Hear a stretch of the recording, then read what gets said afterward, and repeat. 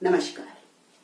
आज के इस वीडियो में हम सीखेंगे कि टीजीटी पीजीटी संस्कृत इंटरव्यू में क्या क्या पूछा जाता है और हमें उसका उत्तर किस तरह से देना है। आज का ये वीडियो आप सबके लिए बहुत ही उपयोगी होने वाला है, क्योंकि मैं अपने 35 वर्षों के अनुभव के आधार पर आपको ये बताऊंगी कि इंटरव्यूअर क्या पूछते हैं और क्या आपसे एक्सपेक्टेशंस रखते हैं कि आप किस तरह से इंटरव्यू दें, कैसे आप आए और किस तरह से उत्तर दें। तो सबसे पहला काम आपको क्या करना है, आपको सीधे ही अंदर घुसे चले आना नहीं है। आपको परमिशन लेनी है और आप वहीं से अपना संस्कृत का ज्ञान दिखाना शुरू कर दें। आप बाहर से पूछें, जैसे इंग्लिश में पूछते हैं मे आई कम इन सर, तो आप कहें महोदय किम अहम प्रविशामि। विनम्रता हो बातचीत में, ऐसा ना लगे कि आपने रट्टा मार रखा है। तो वो जो भी कहें, आके अंदर आए आप बड़े आराम से और फिर कहें धन्यवादः महोदय, या फीमेल बैठी हैं तो धन्यवादः महोदया। फिर भी आप खड़े रहें, वहां 5-6 लोग आपके सामने होंगे, आप खड़े रहें। जब वो बैठने को कहें तभी आपको बैठना है। कुर्सी खिसकाते समय आवाज ना करें बैठने के लिए। और यदि वो थोड़ी देर ना कहें तो आप फिर भी पूछ सकते हैं कि अहम उपविशामि महोदय, धन्यवादः, फिर से बोलना है आपको। चेयर पे जब आप बैठ गए तो टांग के ऊपर टांग रख के नहीं बैठना। ध्यान रखें, हर निगाहें आपको जज कर रही हैं, आपकी एक एक हरकत नोट की जा रही है, आपको रीड किया जा रहा है। आराम से दोनों टांगे सीधी करके, कमर सीधी करके आप बैठें। कॉन्फिडेंस दिखना चाहिए आपकी हर हाव भाव में, हर बात में। ठीक है, फिर होगा आपका इंटरव्यू शुरू। सबसे पहला प्रश्न पूछा जाएगा कि अपने बारे में संस्कृत में कुछ बताइए। जैसा कि आप सब बहुत सारी वीडियोस में देख चुके हैं, कैसे अपना शुरू करना है, अपना परिचय देना है। मम नाम एक बार फिर से लिख देते हैं। सबसे पहले हम लिखेंगे अपना नाम, मम नाम। आपका जो भी नाम है आप बता दें। मेन बात है, आपको कॉन्फिडेंस रखना है। हो सकता है आपको कोई सुन भी ना रहा हो इस समय। ये क्वेश्चन आपको नॉर्मल करने के लिए पूछा जाता है कि इस समय तक आप थोड़ा सा सहज हो जाएं, बिल्कुल डरे ना, घबराए ना। आपका यहाँ जो भी मन है, जब तक वो आपको रोके ना तब तक आप बोलते चले जाएं। मम नाम है, आपका नाम बताइए। फिर आप कह दें अहम जयपुरतः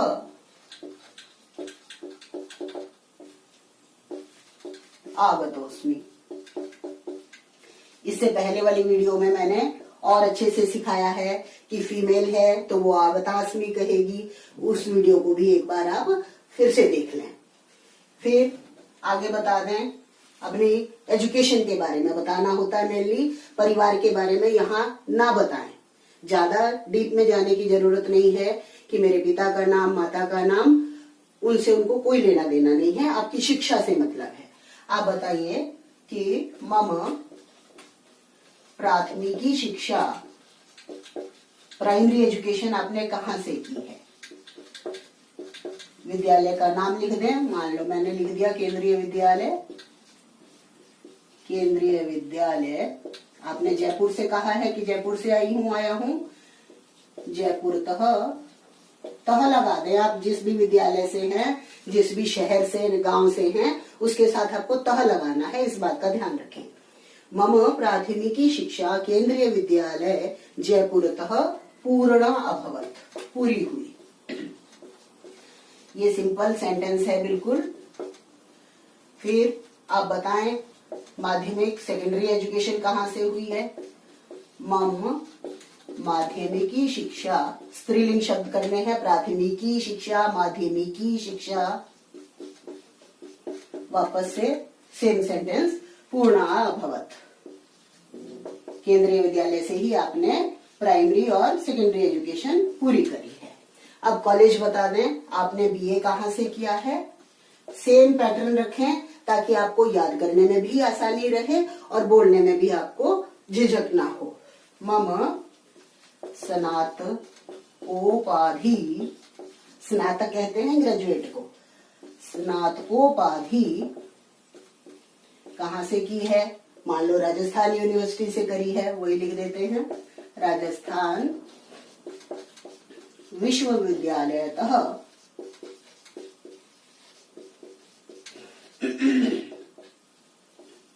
राजस्थान विश्वविद्यालयतः पूर्णा अभवत्।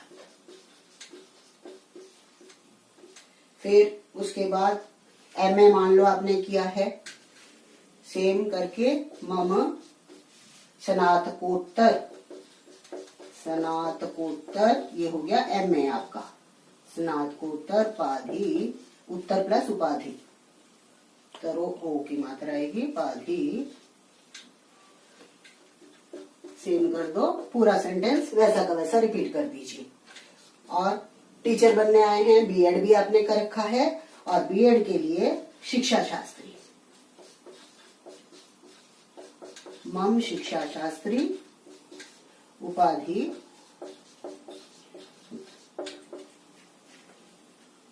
कहाँ से करी आपने बीएड? सेम भी कर सकते हैं, और किसी और यूनिवर्सिटी का जहां से भी करी है, पूर्णा अभवत्। हमने सारे सेंटेंस पूर्णा अभवत् से बना दिए। इस बीच यदि वो आपको मना नहीं करते हैं, फिर आप और अपने बारे में बताते चले जाएं, जब तक आपको रोका नहीं जाता आप अपने बारे में बोलते रहें। मम क्रीडने रुचि अस्ति, मम पठने रुचि अस्ति, मम गायने रुचि अस्ति, इस तरह के और वाक्य आप छोटे छोटे वाक्य बोलते चले जाएं। तब तक आपको कह दिया जाएगा कि बस इस बीच वो जो पैनल बैठा है वो आपकी डिग्रीज देखेंगे। यदि आप फ्रेशर हैं तो आपसे पूछ सकते हैं कि आपने कौन कौन से पेपर क्लियर किए। अक्सर देखा जाता है, हमने कई इंटरव्यू लिए हैं बच्चों के, कि बच्चों को नाम ही याद नहीं होते कि उन्होंने कौन कौन से पेपर दिए थे, कौन सी बुक्स पढ़ी थी। तो आप ये सब एक बार देखकर जरूर जाएं, क्योंकि उन्हें पता है कि आपको सब्जेक्ट का ज्ञान तो है ही। जब आप लिखित परीक्षा पास करके आए हैं तो आप सब्जेक्ट में अच्छे हैं, लेकिन बस केवल आपका कॉन्फिडेंस देखना है कि कहीं नकल मार के तो पास नहीं हुए। बच्चों को आप किस तरह से पढ़ाएंगे? तो बच्चों को पढ़ाने के लिए आपको डेमो भी कहा जा सकता है, कि आप कोई सब्जेक्ट कुछ पढ़ा कर दिखाएं, आप कोई टॉपिक पर। तो आप दिमाग में पहले ही रख कर जाएं कि मुझे इस टॉपिक पर पढ़ाना है, जिस पर आप बहुत अच्छे से पढ़ा सकते हैं। संधि ले लीजिए, अनुवाद का कोई टॉपिक ले लीजिए, उपपद विभक्ति या प्रत्यय, समास, जो भी आपको अच्छा लगता है उसके बारे में आप अच्छी तरह से प्रिपेयर होकर जाएं। सामने वाला डेमो ना कह करके वैसे भी पूछ सकते हैं कि आप किस टॉपिक में पर ज्यादा अच्छा बोल सकते हैं, बता सकते हैं। तो जिसमें कॉन्फिडेंस है वो टॉपिक बताएं, झूठ कभी ना बोलें, बढ़ा चढ़ाकर बात नहीं करनी है, शो ऑफ नहीं करना है, इस बात का ध्यान रखें। और फिर उसके बाद आपसे श्लोक के लिए जरूर कहा जाता है कि कोई श्लोक गाकर सुनाइए। तो आप बढ़िया सा कोई श्लोक जिसके आपको छंद का ज्ञान है, शुद्ध उच्चारण के साथ, यदि आप छंद में गाएंगे और फिर आपको उसका अर्थ भी पूछा जा सकता है कि इसका अर्थ बताइए। तो जो भी काम आप प्रेजेंट करें उसको बिल्कुल कॉन्फिडेंटली और स्मार्टली करें, आधा अधूरापन ना हो। यहाँ मैं एक बात और बता देना चाहती हूँ कि केवल सब्जेक्ट का बंदा वहां एक ही होता है, सब्जेक्ट एक्सपर्ट एक ही होगा, बाकी सब आपका कॉन्फिडेंस देख रहे होंगे। आप गलत बोलें सही बोलें उससे कोई खास फर्क उनको ज्यादा नहीं पड़ेगा। एक्सपर्ट आपकी टांग खींच सकता है कि आपने ऐसा क्यों बोल दिया, मेल है तो आपने स्त्रीलिंग का प्रयोग क्यों कर दिया, या ये क्यों कर दिया, वो क्यों कर दिया। आपको वहां स्मार्टली हैंडल करनी है, ये बात है। और तीसरी बात क्या याद रखनी है कि जो कई बच्चों को क्या आदत होती है, जो भी इंटरव्यू दे के बाहर आ रहा है, तुमसे क्या पूछा क्या पूछा, तो उत्सुकता रहती है और उससे और घबराहट होती है।